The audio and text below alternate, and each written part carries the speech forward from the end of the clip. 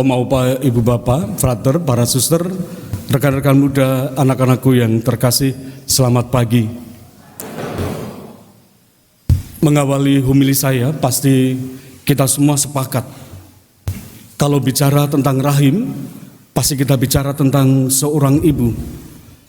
Dan di dalam kehidupan kita, seorang anak manusia yang dibentuk dalam rahim seorang wanita, seorang ibu, tentu menjadi suatu peristiwa yang menggembirakan bagi seorang ibu. Dalam rahimnya, Tuhan menitipkan seorang manusia, dan rahimnya memberikan ruang kehidupan, nafas kehidupan, dan senantiasa membuatnya bertumbuh, bertambah subur, dan bertumbuh setiap waktu, sampai pada akhirnya sang anak manusia itu lahir ke dunia. Dan setiap peristiwa kelahiran pasti menjadi suatu pengalaman kebahagiaan bagi seorang ibu.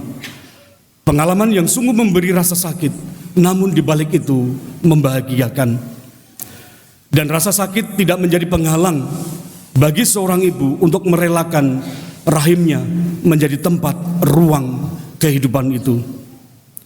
Dan kita masing-masing lahir rahim dari seorang ibu yang merupakan buah kemaharahiman Allah sendiri. Dan itulah mengapa kalau menurut saya ada yang namanya peribahasa surga di bawah telapak kaki ibu. Dan saya mengamin itu, pasti Bapak Ibu dan teman-teman semua sama yang saya rasakan. Hari ini Bapak Ibu, rekan-rekan terkasih, kita memasuki Minggu Paskah yang kedua. Seperti yang saya katakan di pengantar, hari ini kita masuk, dan hari ini dipersembahkan yang namanya adalah persembahan kepada kerahiman Tuhan dan kerahiman ilahi. Kerahiman berasal dari bahasa Latin. Pasti Bapak Ibu sering sekali mendengar tentang misericordiae, atau yang bahasa Inggrisnya adalah mercy, atau bahasa Latinnya Bapak Ibu pernah mendengar yang namanya rahum atau rehem, yang artinya adalah rahim dan kandungan. Dengan demikian, kalau kita melihat akar kata ini, rahim, rahim, dan juga misericordiae ini adalah sifat kasih Allah yang serupa dengan sifat rahim seorang ibu, seorang wanita. Seperti rahim yang melindungi, yang memberikan kehidupan, yang menghangatkan, memberikan pertumbuhan, menjaga, sekaligus membawa kemana-mana. Dan demikianlah kasih Allah yang begitu besar, yang tidak habis-habisnya terhadap kita manusia. Kelahiran, kehidupan, dan kematian tidak bisa dipusahkan dalam perjalanan kita, kehidupan kita, yang merupakan bagian dari kemaharaman Allah sendiri bagi kita. Tentunya adalah kerahiman ini berpuncak pada perayaan Paskah kebangkitan Tuhan kita Yesus Kristus yang baru kita rayakan minggu kemarin. Dan peristiwa Golgota menjadi bukti kerahiman Allah bagi manusia, pemberian dirinya sehabis-habisnya bagi keselamatan kita. Dalam bacaan Injil Yohanes hari ini, setidak-tidaknya dalam pesta kerahiman Allah, kita merayakan anugerah-anugerah istimewa yang boleh kita renungkan.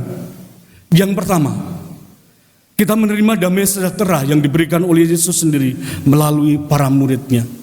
Damai sejahtera bagi kamu, damai sejahtera bagi kamu. Dan Yesus menunjukkan bekas-bekas lukanya, dan hal ini menunjukkan bahwa tidak ada kebangkitan yang tanpa salib. Dan yang kedua adalah Yesus memberikan pertusan bagi kita masing-masing untuk senantiasa menjadi saksi dan mengembusi kita dengan Roh Kudus. Terimalah Roh Kudus. Ibu, Bapak, dan saudara-saudari yang terkasih, apa yang kita bisa refleksikan, yang kita bisa tarik benang merah, yang bisa kita bawa pulang dalam pesta kerahiman Allah ini? Hari ini sesungguhnya Yesus mau membongkar isi hati kita masing-masing yang sering melahirkan dendam, amarah, egois, mementingkan diri sendiri, kelompok, golongan, dan iri hati. Yesus tahu persis bahwa hati kita sering mengandung kebencian, dan hati kita kehilangan yang namanya intisari makanan bagi cinta dan belas kasih yang dari Allah. Sehingga kita ini mudah menjadi pribadi-pribadi yang lekas mudah marah, cepat sekali menaruh dendam, dan mengintimidasi, bahkan lamban untuk mengampuni. Kita mendengar Injil Yohanes hari ini, bagaimana Yesus mengatakan, damai bagi kamu, terimalah Roh Kudus. Jikalau kamu mengampuni dosa orang, dosanya diampuni. Dan jikalau kamu menyatakan dosa orang itu tetap ada, dosanya tetap ada. Hati kita ini adalah rahim yang melahirkan pengampunan demi pengampunan. Memang tidak mudah, tapi bukan berarti bahwa kita tidak bisa melahirkan pengampunan di dalam hidup kita masing-masing. Bukankah pertanyaan dari awal dari kita, Tuhan telah memberikan damai bagi kamu. Seharusnya kita juga berpikir bahwa Allah juga telah memberi cinta dan belas kasih darinya yang ditanamkan di dalam hati kita masing-masing. Dan inilah sesungguhnya bekal perjuangan kita dalam melahirkan pengampunan-pengampunan di dalam hidup kita sehari-hari, terutama dalam hidup perkawinan. Mari untuk saling mengampuni satu dengan yang lain. Dan Yesus tidak mau kita terlalu lama tinggal dalam kondisi hidup seperti ini. Karena itu sabda Yesus hari ini mau mengangkat, bahkan mencabut akar-akar kejahatan di dalam hidup kita ini. Dengan demikian, tidak ada lagi namanya kebencian, amarah, mementingkan diri sendiri, golongan, kelompok, melainkan hanya ada yang namanya cinta, belas kasih, tentunya adalah saling berbagi dengan orang lain.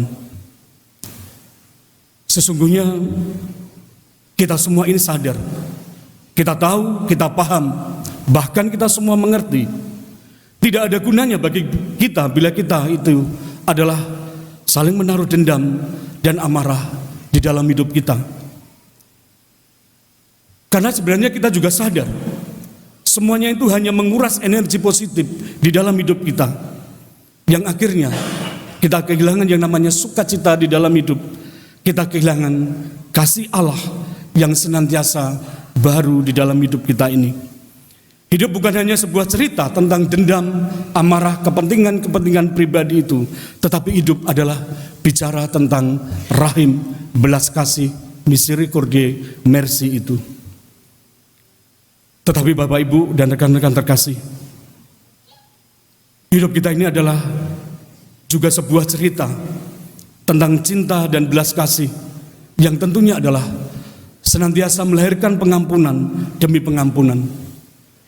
Dan hidup kita yang kita jalani ini adalah sebuah peregrinasi, sebuah perjalanan panjang, kisah di mana hati semakin diasah setiap hari, setiap saat, untuk senantiasa melahirkan yang namanya damai, kasih, dan pengampunan. Dan hati yang senantiasa menahan dengan penuh kesabaran di dalam setiap penderitaan itu. Karena dalam setiap penderitaan itu, salib tidak bisa terpisah dari hidup kita. Bapak, Ibu, dan saudara-saudariku yang terkasih, mari kita hari ini dalam pesta kerahiman Allah ini, mari kita mohon rahmat cinta dan belas kasih dari Allah, agar senantiasa tinggal di dalam rumah hati kita masing-masing, di dalam keluarga kita, di dalam anak-anak kita. Dan tentunya adalah kita juga semakin mampu untuk melahirkan yang namanya pengampunan. Dan Tuhan pasti senantiasa menggunakan kelemahan dan keterbatasan kita ini, agar kasih-Nya itu semakin nyata, tampak semakin hebat. Karena itu mari kita buka hati kita, agar kasih Allah itu terlebih dahulu tinggal di dalam hati kita, sehingga kegelapan itu tidak ada tempat sedikit pun di dalam relung-relung hati kita masing-masing. Tuhan memberkati. Kita hening sejenak, mari kita meresapkan firman Tuhan.